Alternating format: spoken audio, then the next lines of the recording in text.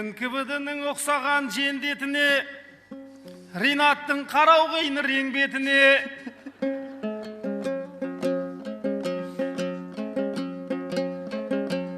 сондықтан бір айтысып ал көрейін ағайын, тілеуімді сенде тіле. Атығай қарауылым қалайсыңдар, бөлмей ағал сөйлейін елдекіге. Айтыстың жүгін тартқан атаң құсап,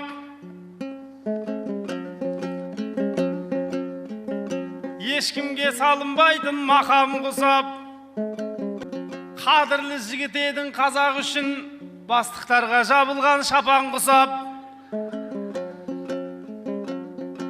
Қазақтың маңдайына біткен ұл ғой, қайынға біткен әлгі сақал құсап. Айтыстың атаманы боп жүр қазір зонаның ішіндегі пақан құсап. Мақсаттың бұл мың жылдық құдасы еді, өзіңмен келіп қалды сапарлы сәт. Құдасын ертіп алып мақсат келді, құласын жетектеген ақан құсаба.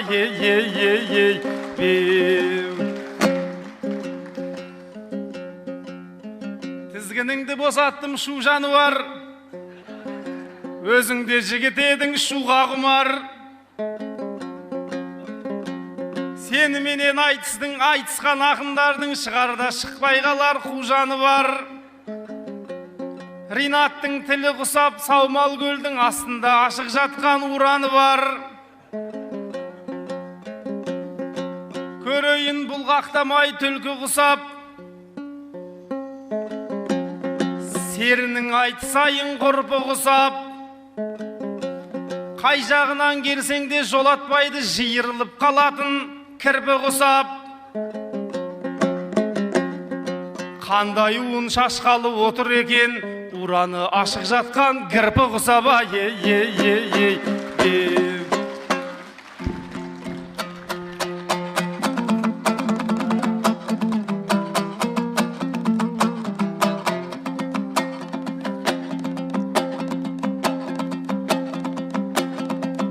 Ешкімге жоқ зияны айқай-ау, арамдығы Ақанып мақсат деген адам күлі, сырынан серелердің лебі келіп, жырынан аңқып тұрар адалдығы. Шығасап зонадағы пақан дедің, құда неге айттыңыз маған мұны? Мен зонаның пақаны болсам егер, сен женский колонияның командирі. Ақаныптың айтыста жүргендігі, қыз бенен келіншектер амандығы. Басқаға көп икемі болмаған соң, қызға жыптар жүрсіндей ағам мұны. Майығыңнан күлкі кетпес жігітсің ғой, иығыңа түспеген заман жүгі. Егер ақын болмағанда бұл мақсаттың гинеколог болар ет мамандығы. Айқай-ақау! Ай-ай, Құдайым бір айтыстың сәтім берді, қамшылап көрейінші атым денді.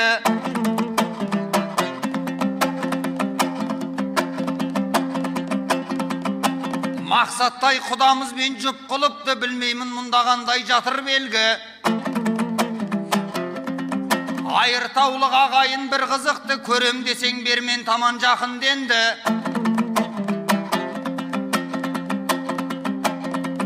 Өйткені сөз жұпарын аңқытатын, алдыңа екі бірдей әтір келді. Әкімдерді шоштатын ақын келді, қатындарды қыратын батыр келді. Айқай-ақау! Ай-ай! Атыңнан айналайын мақсат құда, әжептәуір жігітең бастапқыда. Шыққан сайын қыздармен қырқысам деп, қайран құда аяңға тас батты ма? Мысалы бағанағы жұбыңызда тізеңді әжептәуір қақсатты ма? Мен сізге икемді сіздеу қарсыласпын.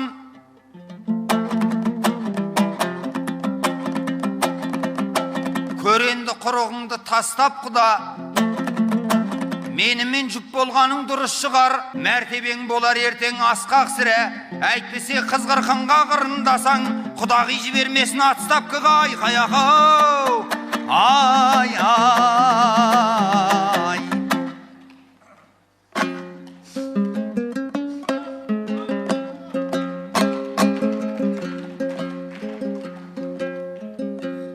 Әй құда, бұл құдаңа дұрыс қара, адамдай көрінесің, жын ұстама. Маған ебің икемің жоқ деп айтады, құдаңнан сен олайша жылыстама. Қатындарды қыратын батыр дейді, өзің лайық екенсің ұрысқа да. Қос қатын алмасақ та жұрт секілді, Құдай ау отырмыз ғой тыныш қана.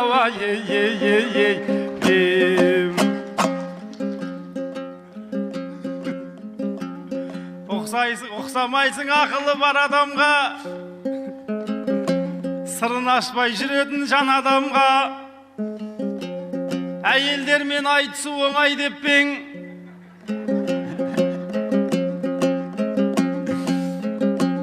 өтпей жүра өзіңдей зар адамға. Бұл өмірде әйелді жеңген кім бар? Жоқсың оны белгілеп санағанда. Еркектерден әйелді құрметтеймін, сондықтан сен бекерге абаланба.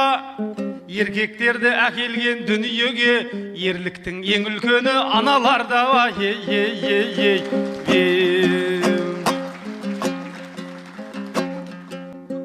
Жыныма тие бермей мына менің,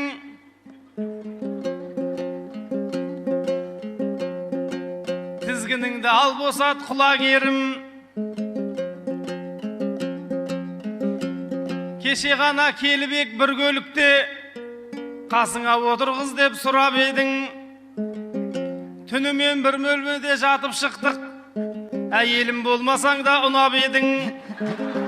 Финалда кезігеріңді білгенімде, түнімен бірдеңесін қылар едім.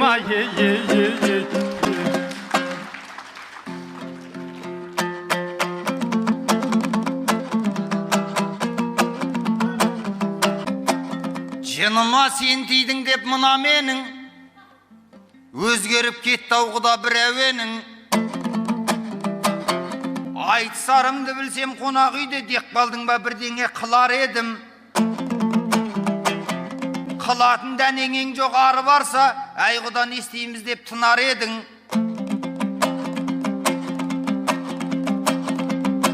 Қыздарға батыр болып көрінгенмен, еріксіз бізден сауға сұрар едің. Мұндай теріс әңгіме айтып қалсаң, мұның не деп құлағыңды бұрар едім. Мұның не деп құлағыңды бұрар едім, шашыңды бір-бір талдап жылар едім. Өзіңді өзің үйтіп таптамағай, әй құда ұмтылсаңшы аққа қарай. Сен мені келіншекпен шатастырма, өз еркіңмен жүгірдің отқа қалай.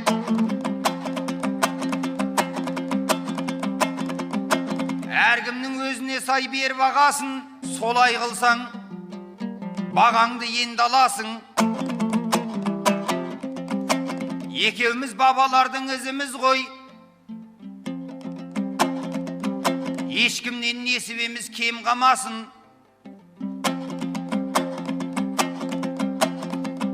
Мысалы сен кешегі ақан сері, бабамның бүгінімен тең боласың. Астыңдағы жигулиің құлагерің, қазақтың кезіп жүрген кең даласын. Үйіңде итің де бар, құсың да бар, демеймін оңайлықпен жем боласың. Ол аз болса сен бүгінгі бір жан салсың. Айтысы барулармен ері боласың. Айнұр менен айтыссаң дауыл болып, сара менен айтыссаң сең боласың. Әсем менен айтыссаң өзен болып, аяулыммен айтыссаң көл боласың. Солардың бәрін жеңген ақаныпсың. Лайықты ақ батасын берді алашың. Қатын менен қатын қалашты жеңіп батыр болған бір жансалдан кейінгі сен ғанасың. Ай қаяқау, ай ай. Бақ берсін ұлтым үшін туғандарға, Айыртауда 90 жылдық думан барда, екеумізге сылдыр сөйлеу жараспайды. Алла деп қолымызға тудалғанда, әйелде бұран салып отырмайық, ураннан қайран далаң уланғанда.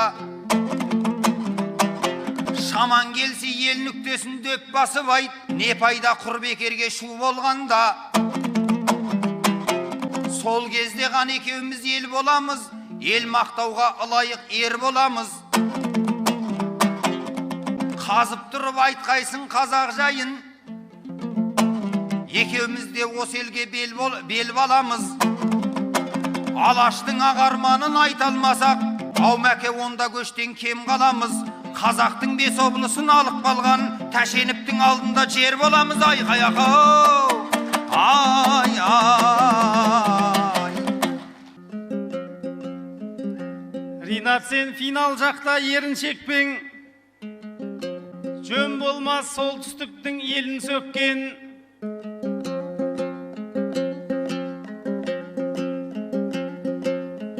Құдаңа майда-майда сөйлеп атсың, құдаңыздың алдында көңіл шекпең. Шаштан жұлып құлақтан тартам десең, айырмаң болмай тұр ғой келіншектен. Қызымды аламыз деп мына біздің, бір сөзін естіп едім құдамыздың. Жаңағы айтып атқан сөздеріңе осы отырған халықпен куәміз мың. Әрине жеткен ұлсың арманыңа, алаштың айналғансың ардағына. Қатындарды жеңетін батырсың деп өзің келіп іліндің қармағыма. Бір жан жайлы бір жаман сөздер айттың, сөзіңнің қарап тұрсам салмағына. Қатындарды жеңген батыр атанған деп, бабамның тіл тегізбе әруағына.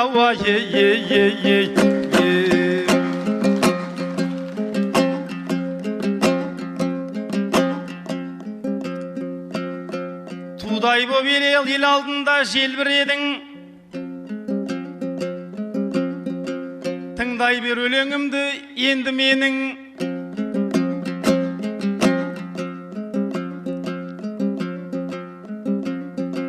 Қаншама қызбен өмір бойы арпалысқан, негізі менікі осы ерлік едім. Ақансың бір жансың деп мақтап жатсың, құдаңды алдайсың ау сен білерім. Ақандардың қасында ақанып кім, бір жанның қасында айтшы сен кім едің?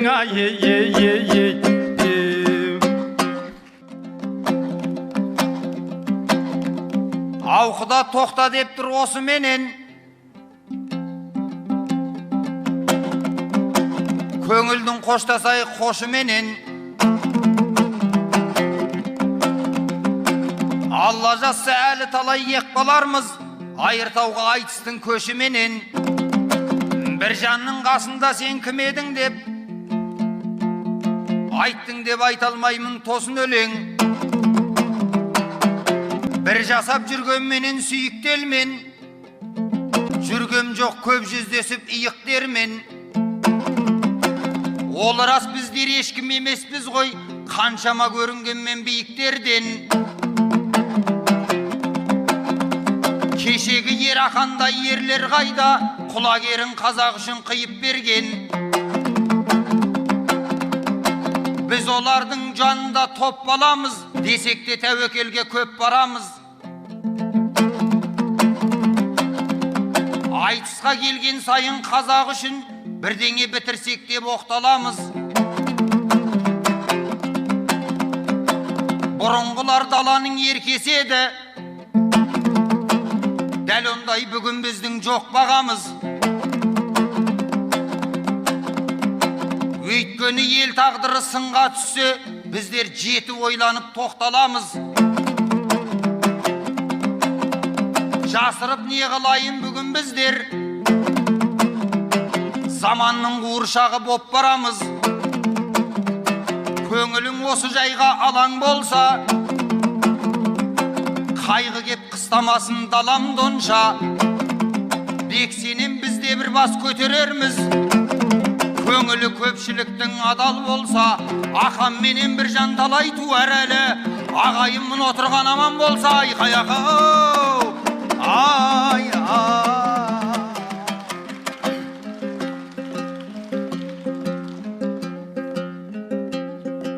Халқыңа келіп қалдың кеудеңді ашып,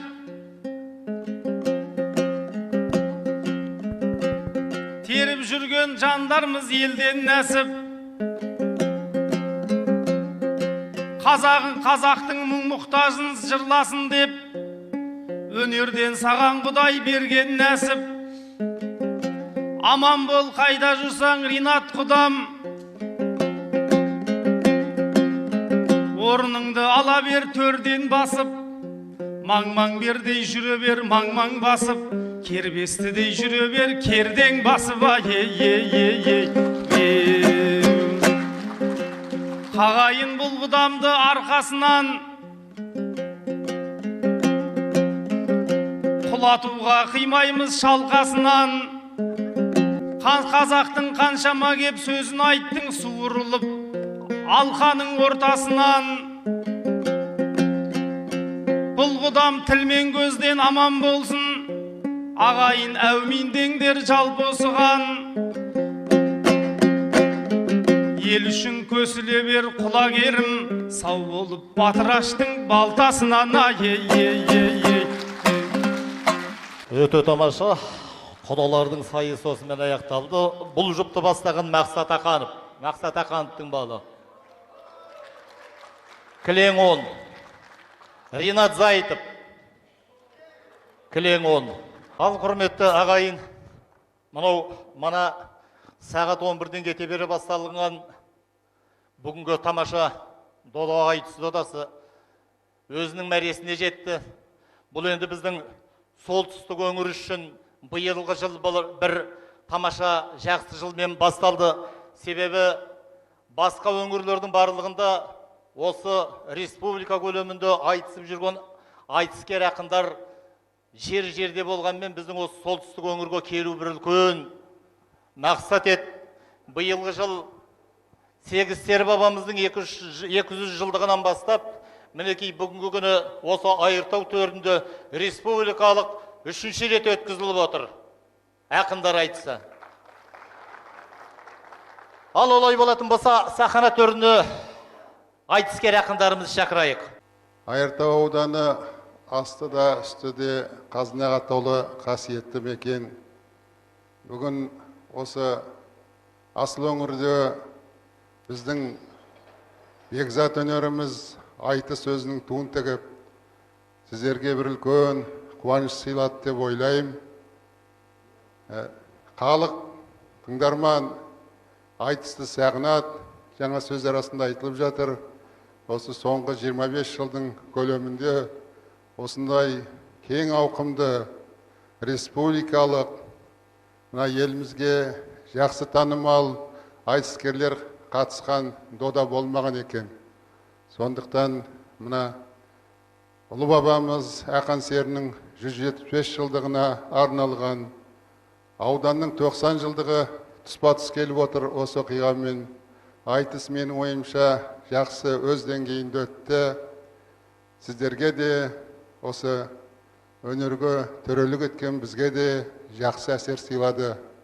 Мына тойларыңыз құтты болсын. Осы мүмкіндікті пайдаланып, баршаңызға жақсылық тілегіміз келеді. Аман болыңыздар. Әр шаңырақта қызық қуаныш болсын, молшылық болсын. Аспанымыз ашық болып, еліміз дамып өркендей берсін.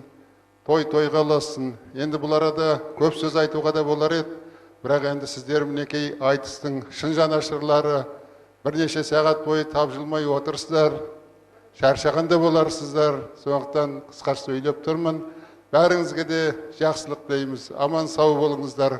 Біздің мына айтыскер ақындарымыз осындай елдің жақсылығын, еліміздің бүгінгі тынысын жырлап, халыққа әрқашан сол қуаныш сыйлай берсін. Шығармашылық табыс тілейміз. Сіздерге де сол әрқашан осындай ұлы тойларда сахнаның көркі болып самғай беріңіздер. Көп рахмет. Армысыздар, қадірлі ағайын, тойларыңыз құтты болсын. Мына Жүрсін Ерманов дейтін қазақ айтысты көгерткен, көктеткен қазақ. Қай жерде қазақтың әр түкпірінде айтыс өткізсе де ең бірінші ақындарға рахмет айтатын еді. Осы халықтың қуанышын, жақсылығын жырлайтын, күйінішін жеткізетін жүрегінен өткізіп, сондықтан ақындарға бірінші рахмет сіздердің аттарыңыздан. Тамаша өнер додасын жасап берген. Екінші, жаңағы Жарасбай ағамыз айтып жатқан Айыртау ауданының 90 жылдығымен ақан сері бабамыздың 175 жылдығы қатар келуде үлкен бір сәйкестік, қуанарлық, құптарлық жай. Бұл ақанның елі, бұл Біржанның елі, үкілі бір айдың елі, бұл жаңағы Орынбай ақындардың елі, көркем өнерді, соның ішінде өлең деген дүниені, құдіретті дүниені жан жүрегімен сезініп түсінетін елсіздер. Сол елдеріңізге қазақтың сөзін сөйлеп, жырын жырлап, мұңын мұңдап берген көркем тілді ақындар келді. Енді ақындардың айтысын өздеріңіз тамашаладыңыздар, барлығымыз бірге көрдік. Бірі артық соғып, кем түсіп жатқан тұстары болды. Соның ішінде енді бәрі де өзім бауыр қарындастарым. Ринат бауырымның жаңағы соңғы айтысында қатын қалаш деген сөзінің көбірек кетіп қалғанын өзім қаламадым.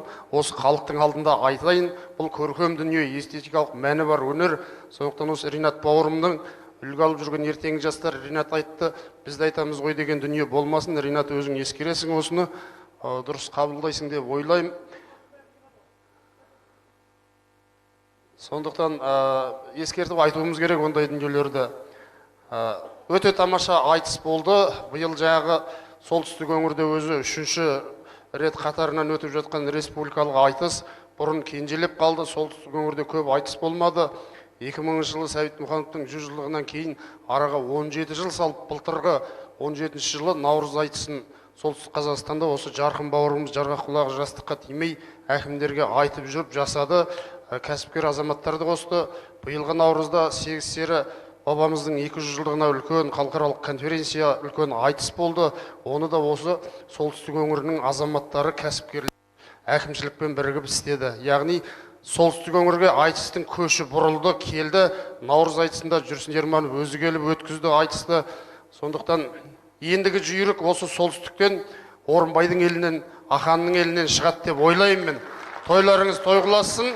Аудан әкімшілігіне ауданның 90 жылдығын қазақтың арда өнері айтыспен бастап жатқанына барлық ақындардың атынан рахмет айтқым келеді. Тойларыңыз тойғыласын, қазақтың көңілін кір шалмасын, мұң шалмасын. Бірінші орынды иеленген тұрған шығарсыздар кім болады екен деп. Ринат Зайытов.